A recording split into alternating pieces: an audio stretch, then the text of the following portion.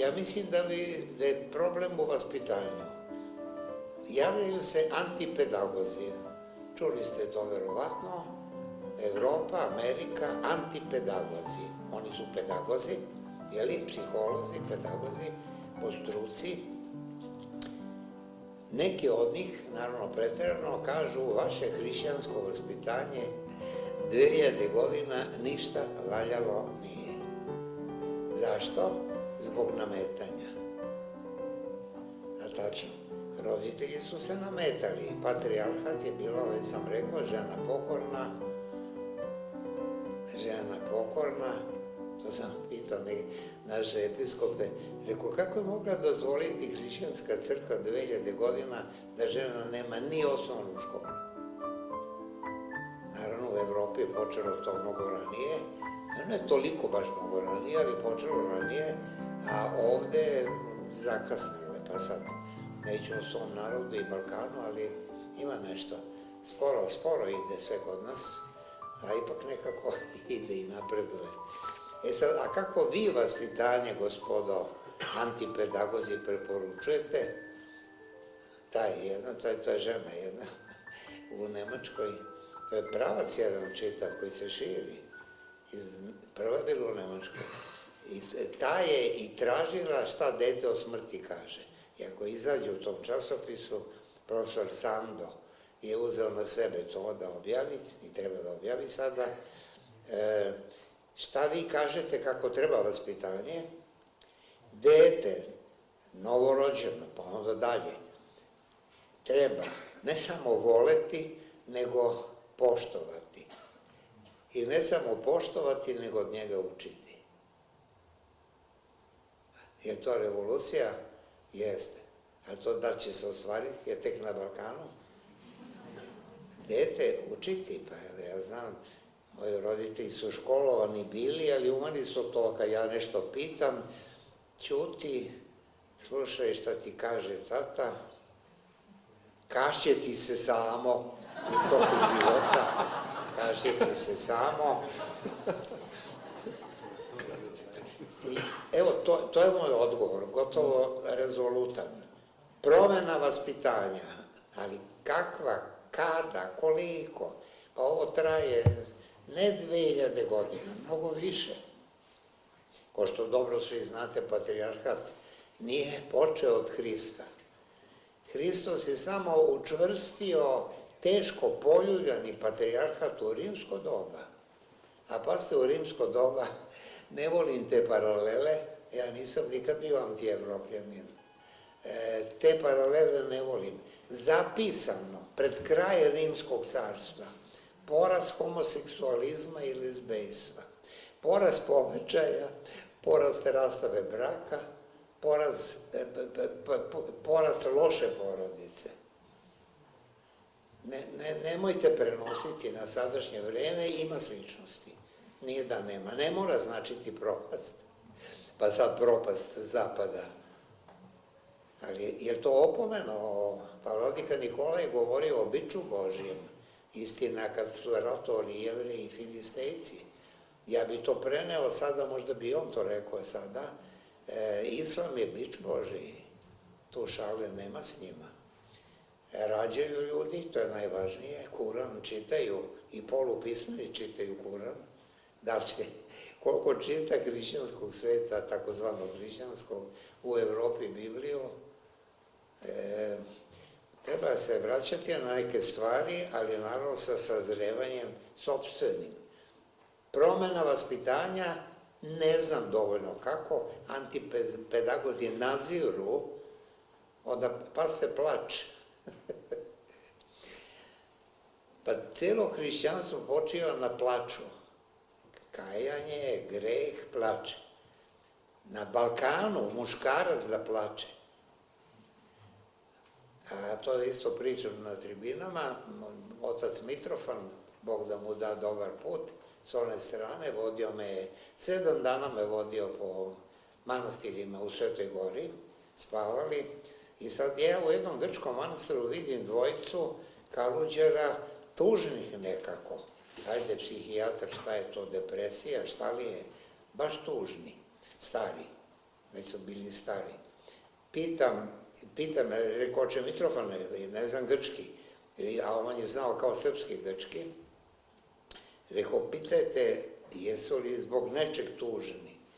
On nasamo, naravno, pita jednoga pa drugoga i jedan i drugi odgovaraju isto. A znate šta?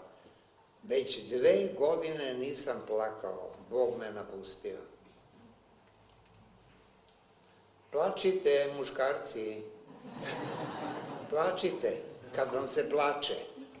A ja to u Francuskoj video, ne hvalim Francusku preterano, u porodici, intelektualnoj, lekarskoj, deca 4-5 godina, žena, muž priča nešto, stvarno, što je za plakanje i plače.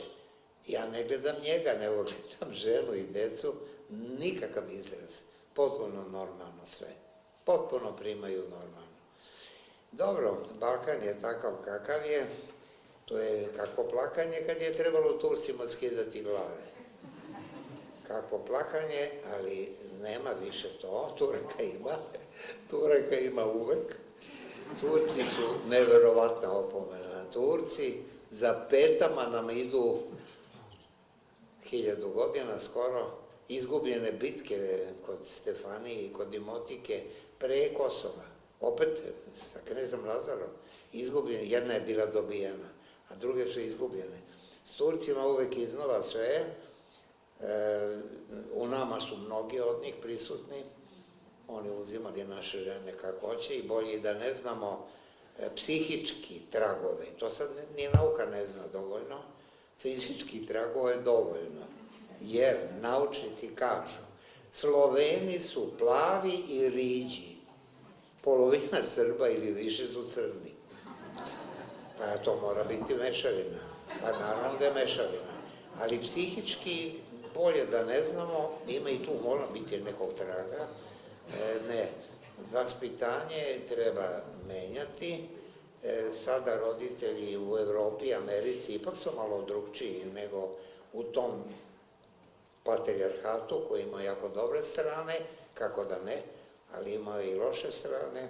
Tako da ja nemam veliku nostalgiju, to se polako gubi, ko što znate dobro, na zapadu.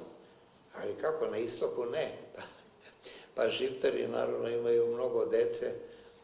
Nešto su im rekle hođe ili ne znam ko, šta sve nismo mi izmišljali. I zašto se imaju?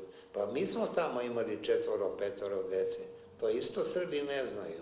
Najveći natalitet Srba pre Drugog svetskog rata, za vreme rata, posle Drugog rata, danas u celoj bivšoj Jugoslaviji je na Kosovu i Metohiji. Srpski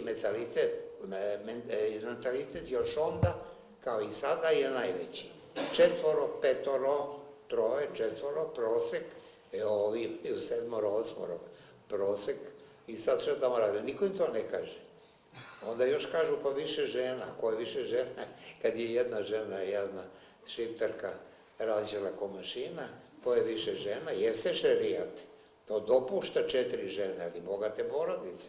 Saudijska Arabija ima 4 žene. Ne zbog seksa, nije bitno seks, bitno rađenje. Pa od 4 svaka neka rodi 2, pa to je 8.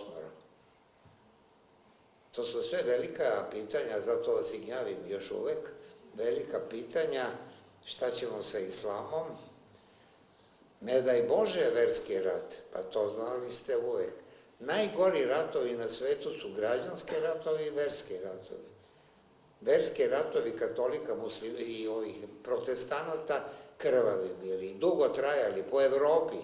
Šta sve nije bilo za vreme verskog rata?